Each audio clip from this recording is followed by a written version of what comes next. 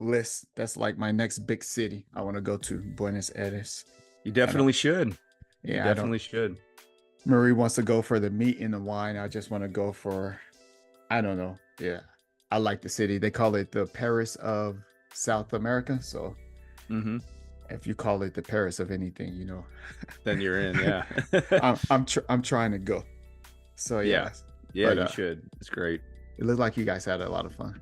Yeah, we did. We did. Man, that's awesome. Did you guys pick up on the Spanish? No, because it seems like a lot of places now, it's pretty easy to get by with English, Yeah. but there not so much. Um, No. so yeah, a lot of course, everything was Spanish. So a lot of hand motions and Yeah. it's funny because 4 years in high school and then two semesters in college and I can't remember anything. Uh, So, but we did our best, so it worked out. yeah, that was my minor. Yeah, I Yeah. know. Yeah. Yeah, you're Spanish. fluent in 3 languages. I am not. I am More so fluent than not. I could say. I forgot all my Spanish when I met Marie, and then so now I'm trying to pick it back up, and it's a lot of Argentinian Spanish, so it's a lot of showish, me llamo, como se llama, Yeah, that's the accent. So which I really love because everybody here is pretty much obsessed with just Spain Spanish, but yeah. I'm gotten I like the accent is Hmm. different. And I like Right. different. Speaking of different, that's probably hello everyone and welcome to a brand new episode. We will call this season 2 of Who They Lounge because it's been a while. What's up, Adam? Hey, what's up? The Adam and Adams show, we should say. The Adam and Adam shows. We're back, baby. We're back. Happy to see you. Back at you.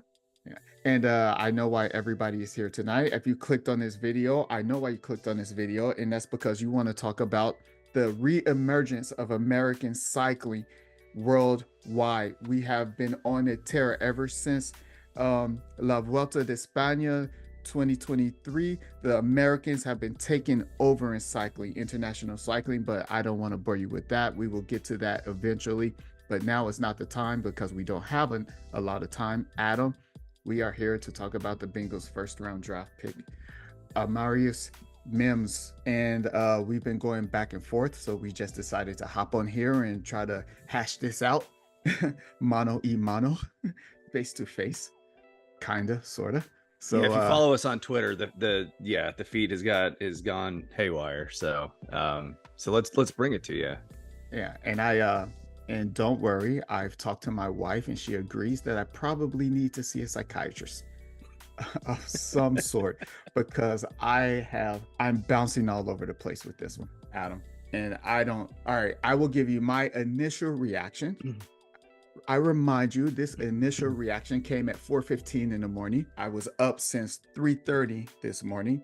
So that's why my eyes are bloodshot. You probably think I got into the drink or something, but I promise I did not.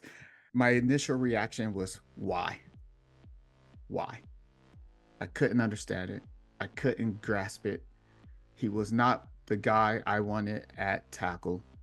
Why? Yeah, and then I found myself getting more and more mad, more and more upset about the pick, and I had to get talked off the ledge. My reaction was, to me, the Bengals were bound and determined to grab a right tackle, not a tackle, a right tackle. J.C. Latham was gone. Talisi Fuaga was gone. That Thank left goodness. Amarius Mims. Now, we could talk all we want about, he had hardly any experience at Georgia. Zach Taylor has gone on record saying that, the meeting with him was good. I mean, you can't argue that his build, his athleticism, how he carries his weight, is highly impressive. So for me, it's a wait and see. I have no clue what to expect. He could be Anthony Munoz. He could be Jackson Carman. We don't know. We have no clue. So I'm interested. We'll see what happens. That's if it were me in that spot, I'd kind of moved on from Mims myself just because I wanted somebody with a little more experience. I would have gone BPA at that point. I was looking at Quinyon Mitchell and thinking, my goodness, you have a chance to get arguably the best corner in this draft, maybe the best corner in the last couple of drafts that we've seen. And, let's not kid ourselves. The AFC, you've got to have playmakers in the secondary with the likes of, the Chiefs, the Bills, Miami. I think the Chargers are going to be better. All over the AFC, they're going to air the ball out. So you can't have enough talented defensive backs. But that's what I was thinking. So here we are. I liked that they took an offensive lineman. You know me. Every year we're talking about fix the offensive line. How come we can't fix the offensive line? And it's one of the most frustrating things for me is trying to go after guys with versatility who have no versatility. That seems to be their thing. So the fact, like you mentioned, he's a right tackle and they went with right tackle because that's what they will need next year is something that I appreciate, that I like, that I should like, which is why I started to kind of change my tune about things, because I always hate when they say we're going to draft a left tackle and we're going to play him at right tackle or right guard or something that they never played in college. This guy, Mims, he played right tackle. They drafted him to play right tackle. Normally, I should love that. So when I started thinking about that, I started calming down a little bit. But like you said, it's the inexperience. It's my number one tackle for the Cincinnati Bengals, which I know he would have been a reach, is Paul out of Houston. But you know that. And I really didn't like a lot of these first round guys. And I thought if you really wanted a offensive tackle, the best offensive tackle, go up and get Joe Alt if that's the guy you wanted. Try to make a trade, try to show everybody that you're all in. And I think that they didn't. They stood at 18 and they took an offensive tackle that you and I both took off. We moved away from fairly soon. But then I started looking at the tape, and Adam, he is good. Now I'm going to do something when I get off of here with you. I'm going to do something. I'm going to tweet out 4 lowlights that would suggest that he is not good.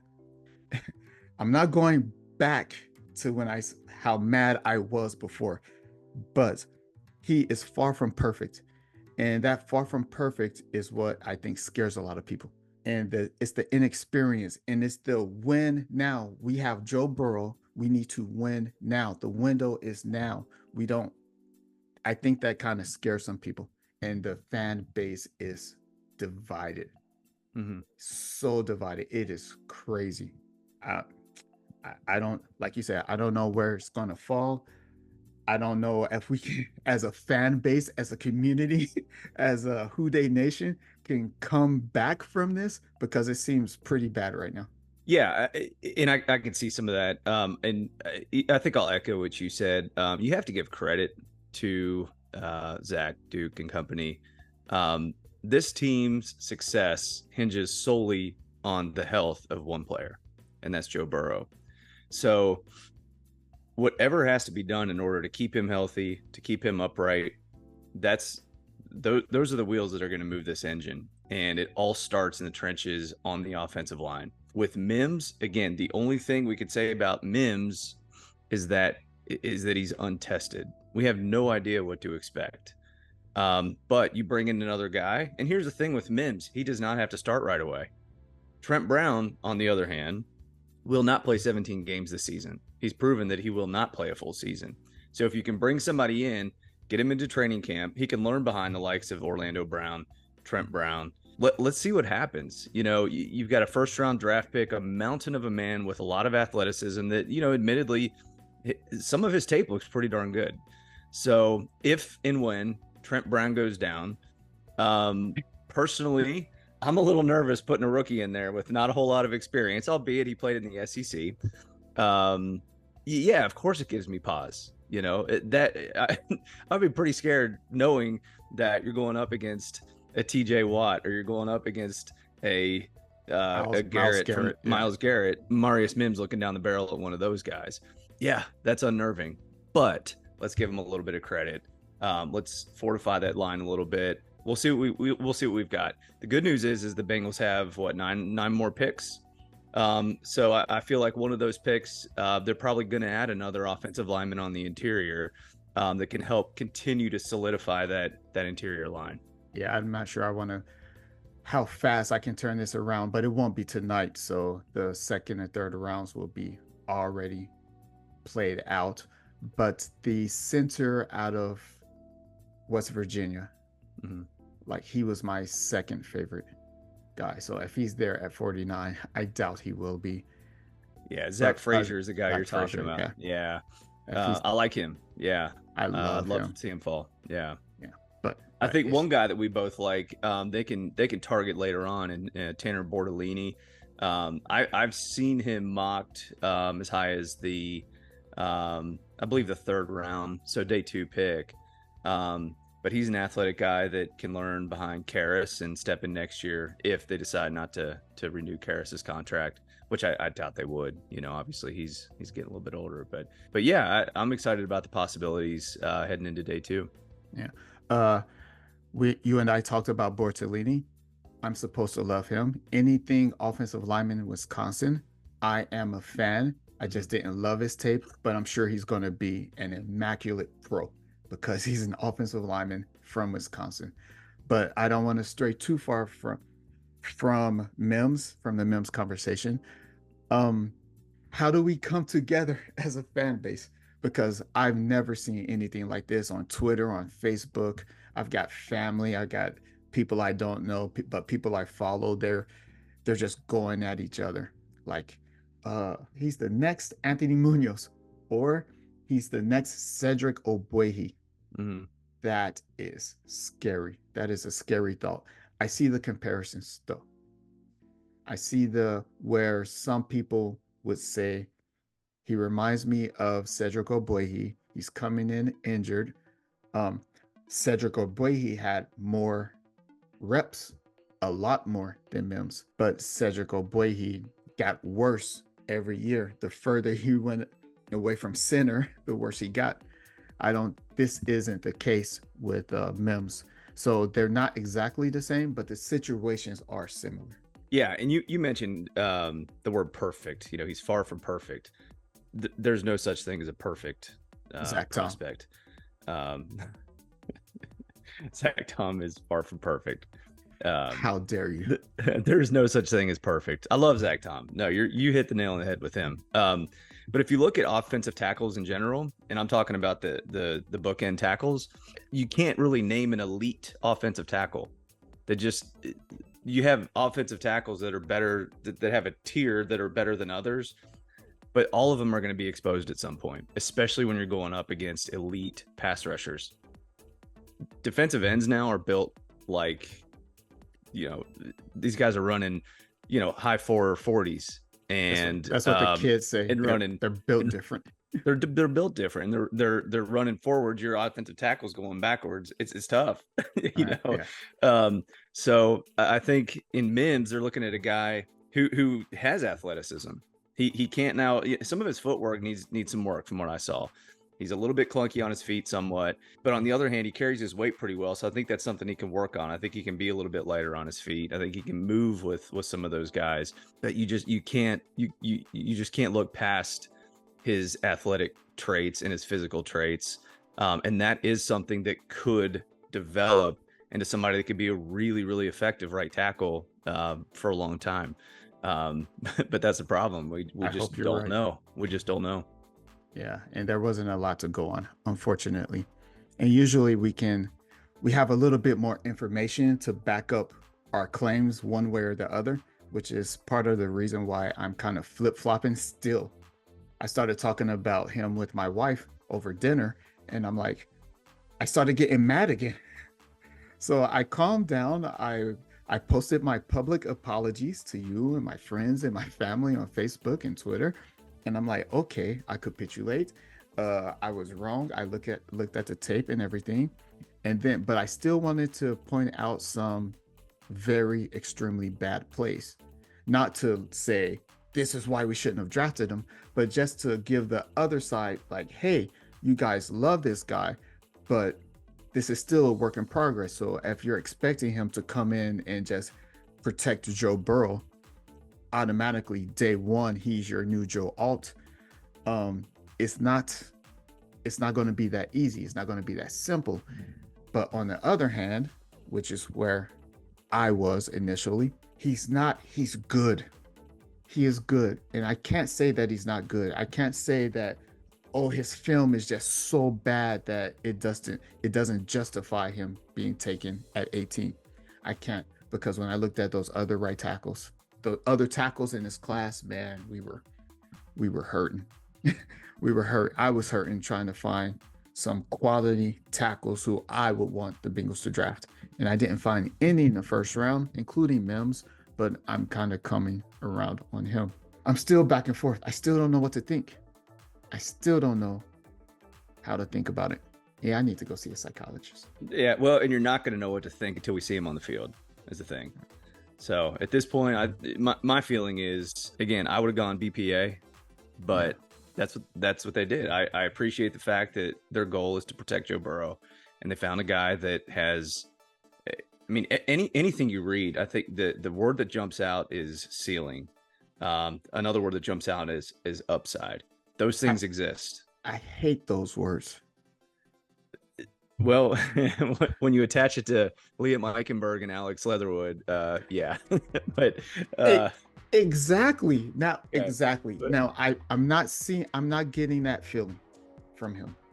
He does not win the Liam Eichenberg award. That goes to Graham Barton. really? All right. Another tangent. Did you not? Anyway.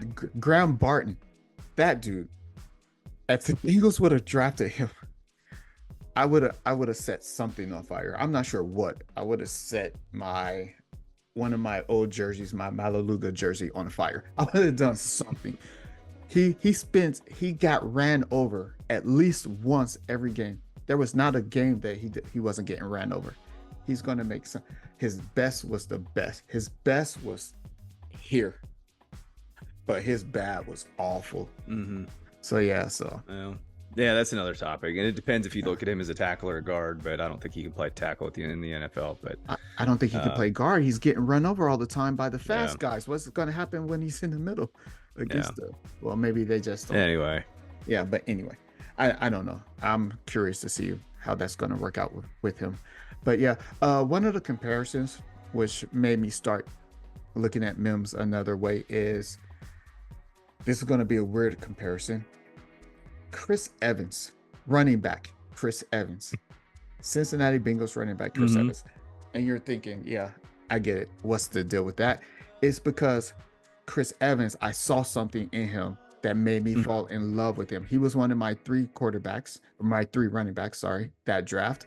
And the Bengals drafted him. And I still love him. And he still can't get on the field for some reason. Somebody needs to ask questions about that. But I fell in love with him, even though he shared the backfield. He had limited carries, but in those limited carries, he showed how explosive and how good he could be at the next level. And it's shown in the NFL. We've seen it. We've seen him break off some runs, break off some kickoff returns, and break off some nice catches in the regular season for the Bengals. How come he can't stay on the field? I have no idea. But Amarius Mims kind of reminds me of that, is where I can see it. There are glimmers there.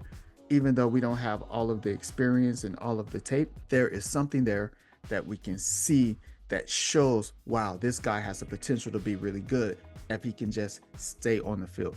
If he can first get on the field and then stay on the field, there's potential there. And he showed it in the limited games that he played in 2023.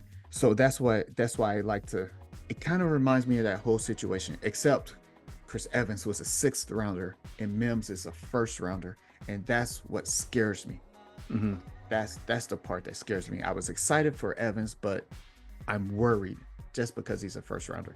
And here's what I'll say about that for all those that are worried about this pick. Amarius Mims is not the Bengals starting right tackle going into this season. He's not your starting right tackle. So again, this is a guy with upside that has a chance to develop, has a chance to get his feet under him. He gets to play behind veterans, well, Trent Brown in this case, but also learn behind some of the other veterans on the roster like Orlando Brown.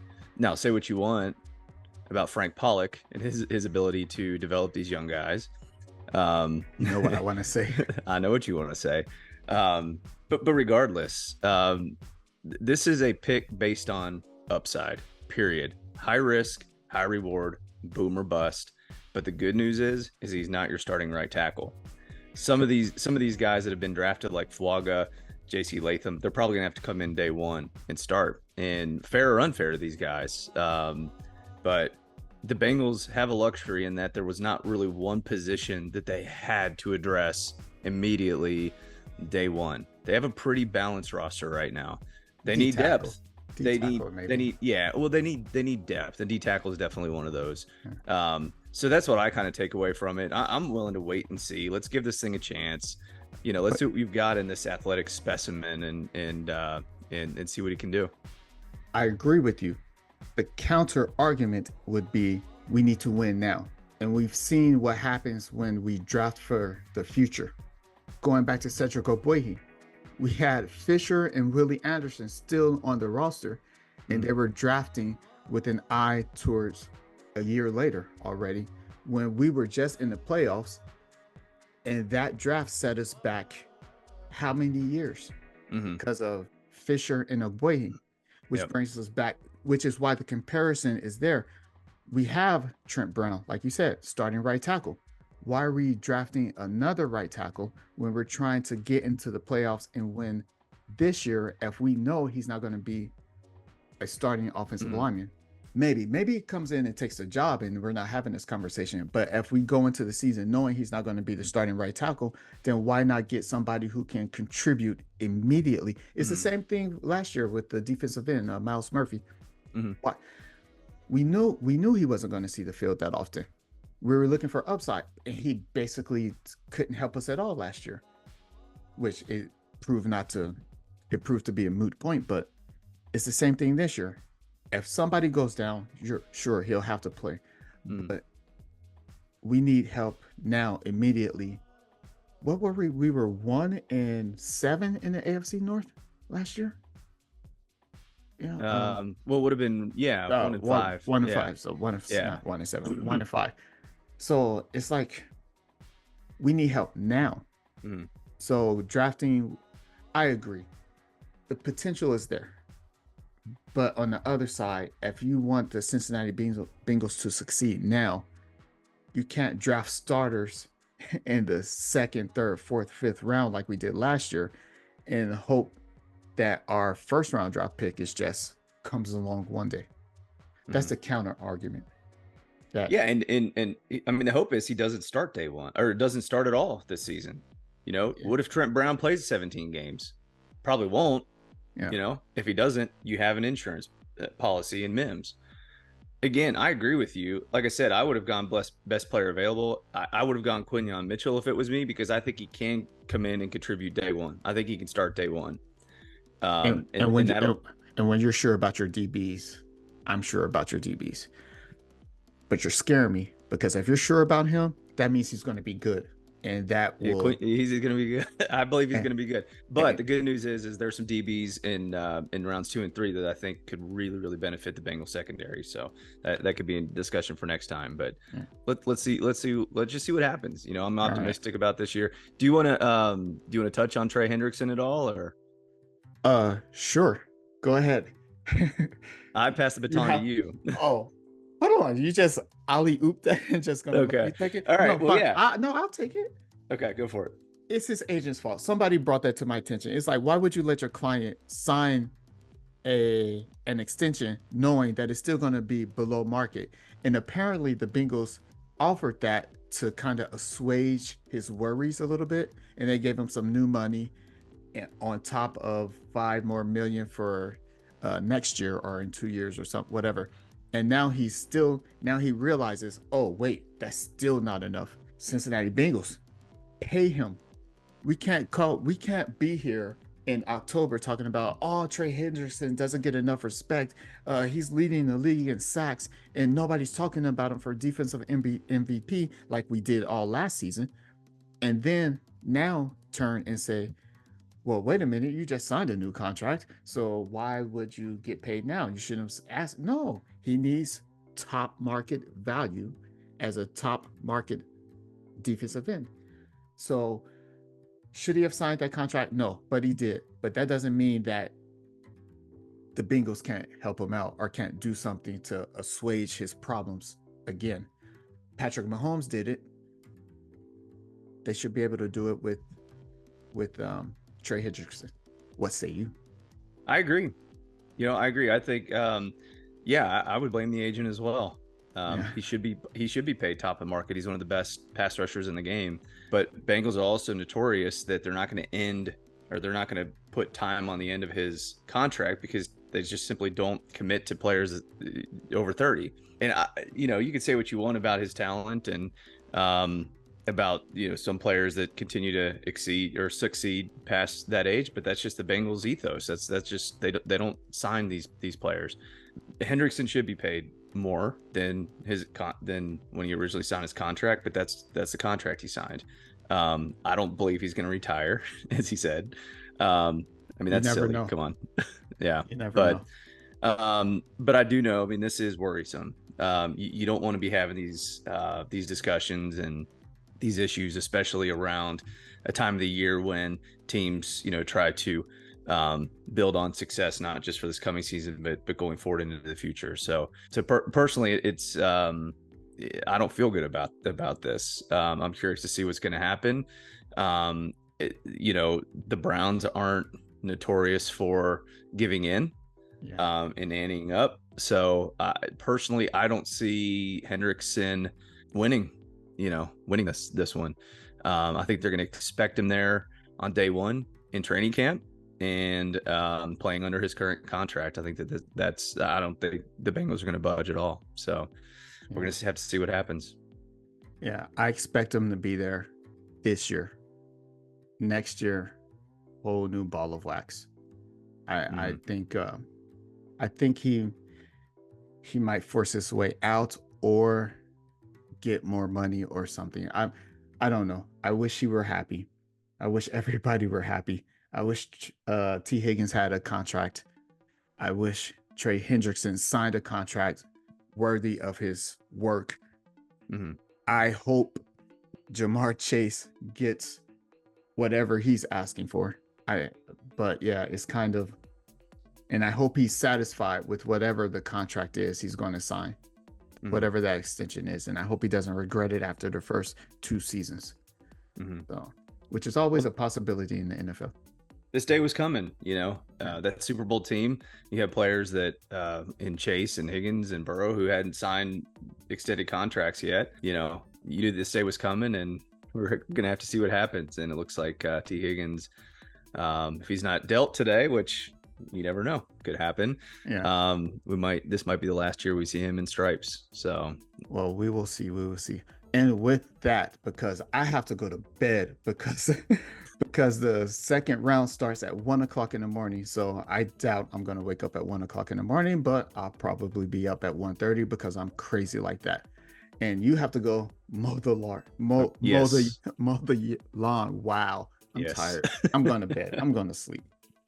That's not coming out. All right. Anything else? Last thoughts? Really quick, just 30 seconds. Give me 2 names you want to see the Bengals target. The center out of West Virginia. I forget his name. It escapes me. Zach Frazier. Mm-hmm. And after that, oh, yes, my favorite. And I hope he's there because he shot up draft boards. My tight end, your tight end, Jared Wiley.